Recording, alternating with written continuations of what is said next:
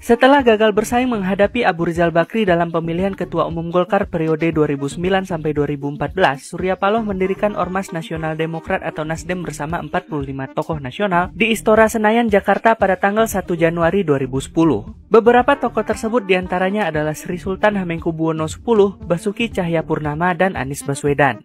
Dengan slogan Gerakan Restorasi, gerakan ini dilandaskan atas 3 hal, yaitu politik solidaritas, ekonomi emansipatif dan partisipatif, serta budaya gotong royong. Awalnya Surya Paloh membantah Nasdem akan berubah menjadi partai politik. Namun akhirnya Partai Nasdem dideklarasikan berdiri pada tanggal 26 Juli 2011, lalu didaftarkan pada Kementerian Hukum dan HAM pada tanggal 27 Juli 2011. Perubahan Nasdem menjadi partai politik membuat Sri Sultan Hamengkubuwono X dan beberapa pendiri memutuskan untuk keluar, karena sudah berorientasi pada politik dan kekuasaan. Ketua Umum pertama Nasdem adalah Patrice Liu Capella. Inikah tanda-tanda Anies akan bergabung ke Nasdem, Partai Nasdem, Nasional Demokrat? Karena ada catatan unik bahwa Partai Nasdem itu diawali oleh Ormas Nasdem. Dan pendiri Ormas itu ada 100 sekian lah. Nah, di antara dari 100 sekian itu ada Ayep Saifullah Fattah juga ya. Adalah Anies Rashid Baswedan. Jadi Anies adalah pendiri Nasdem. Walaupun bukan pendiri Partai Nasdem, tapi pendiri Ormas Nasdem. Satu, itu. Yang kedua, kita melihat akhir-akhir ini, bulan-bulan terakhir ini, Pak Anies Baswedan selalu mengenakan pakaian biru navy. Biru navy ini warnanya Nasdem ini. Ya tentu kita tahu Pak Anies pun sudah berencana akan membuat ormas. Tapi kan sampai detik ini belum kelihatan. Jadi boleh jadi tidak perlu masuk bikin ormas. Ormas kan sudah ada juga Pak Anies. Ada Indonesia Mengajar, Indonesia Turun Tangan, ada Humanis, segala macam itu terafiliasi ke Anies Baswedan.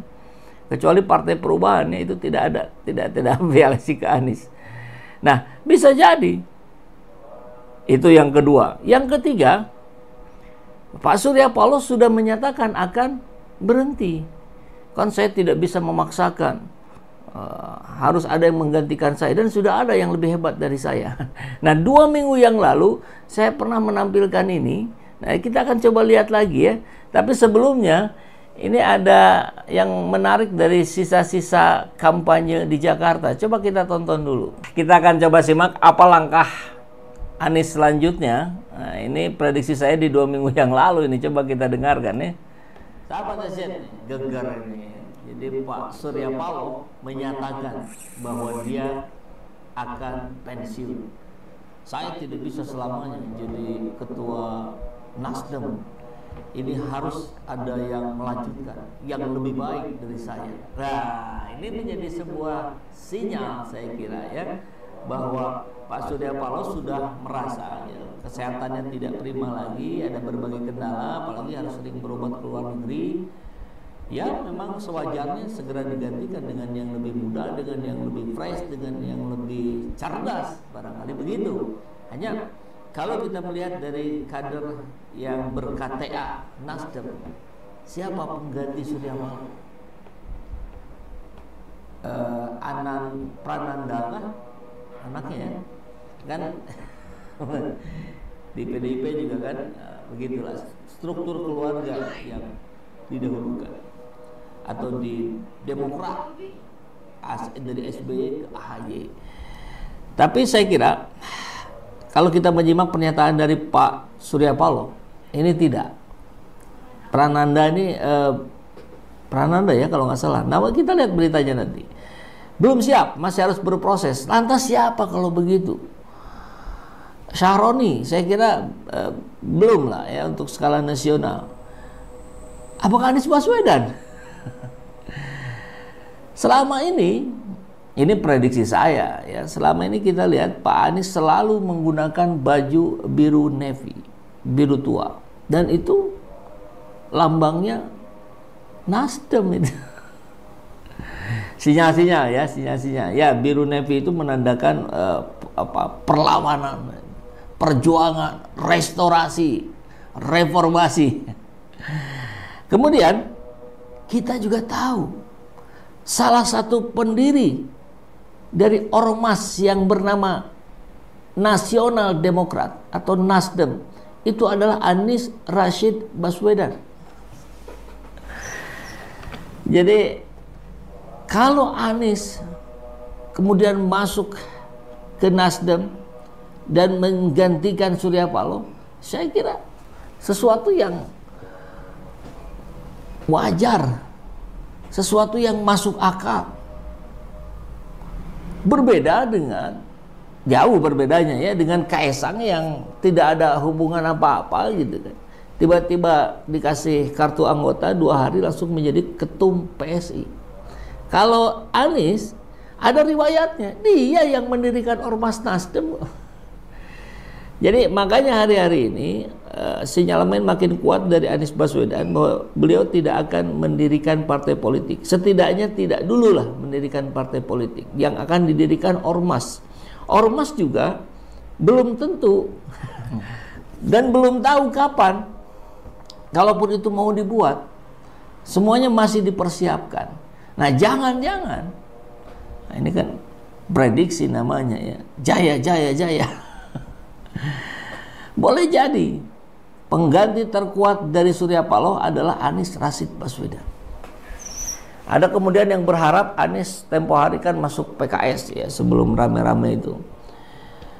Menjadi agak berat karena konstituen Anies itu ada banyak di PKS, banyak juga di luar PKS. Nah, tentu satu itu sama lah di Nasdem juga begitu ya. Tapi yang kedua, PKS itu partai yang utama nih ya, partai kader. Jadi yang selalu menjadi presiden PKS, dia adalah yang sudah berproses dari bawah terus. Jadi tidak ada yang seperti ujuk-ujuk, nggak ada cerita di PKS, nggak ada. Tapi kalau di Nasdem riwayatnya ada, gitu. Anies yang mendirikan Ormas Nasdem. Gitu ya. Coba kita lihat beritanya. Oh, setuju Anies Baswedan, Demokrat warna biru. Kalau Anies kadernya protes nggak? Kader Nasdem? Saya kira enggak lah, enggak akan protes.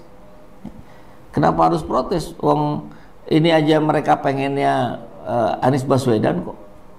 Kader-kadernya, baik untuk presiden maupun untuk gubernur kemarin. Tunggu sebentar, ini kok ada telepon masuk ini. Kepijit nih kayaknya. Sebentar ya. Ya cepetin dikit ya. Beritanya dari inilah.com. Beri isyarat pensiun, Paloh ngaku sudah siapkan calon ketum Nasdem selanjutnya. Nah, ini sinyal kuat lagi.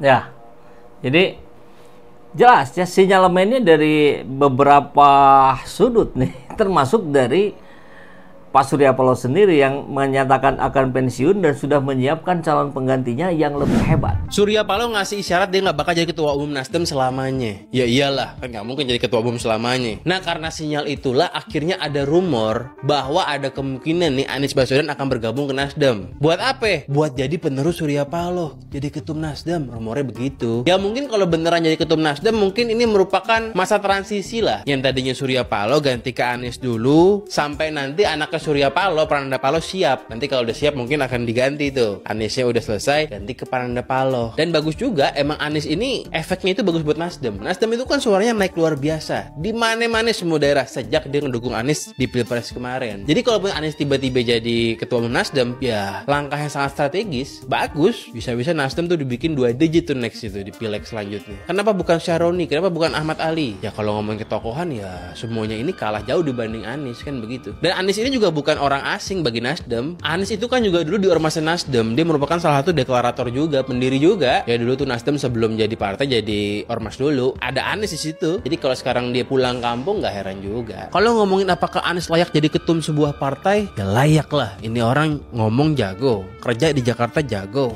terkenal iya, elektabilitas gelo. 3 partai yang kemarin dukung dia di Pilpres kena kotel efek semua, naik semua suaranya. Ya meskipun PKS sempat bilang dia rugi dukung Anies Baswedan, ya suara suara PKS juga naik. Di Jakarta menang dapat 18 kursi. Kan begitu. Semua yang rugi malah Demokrat. Ninggalin Anies akhirnya suaranya turun. Makanya kemarin tuh di deklarasi Partai Perubahan 10 November lalu Anies tuh nggak datang. Ya ini akhirnya membuat rumor Anies masuk Nasdem tuh jadi makin kenceng. Kan berarti udah fix nih Partai Perubahan ini bukan Anies. Yang kemarin deklarasi tuh nggak ada Aniesnya. Anies juga bilang Anies tuh nggak termasuk dalam kegiatan-kegiatan Partai Perubahan. Ya kalau gue pribadi sih ya, gue cukup setuju nih. Ini langkah yang mantap kalau Anies akhirnya bisa jadi ketum di Nasdem. Nasdem ini kan suaranya oke juga. Kalau dia menjadi ketua umum di Nasdem, peluang Anies buat nyapres lagi itu terbuka lebar banget. Tinggal collab sama PDIP aja. Misalnya Anies Andika, misalnya. Kalau Anies Ahok sih berat lah. Anies Andika itu lebih visible menurut gue. Suara cukup tuh dua partai. Dan gue yakin efeknya juga akan bagus buat Nasdem. Karena terbukti kemarin kan Nasdem suara naik drastis sejak dukung Anies. Apalagi kalau Aniesnya jadi ketum Nasdem,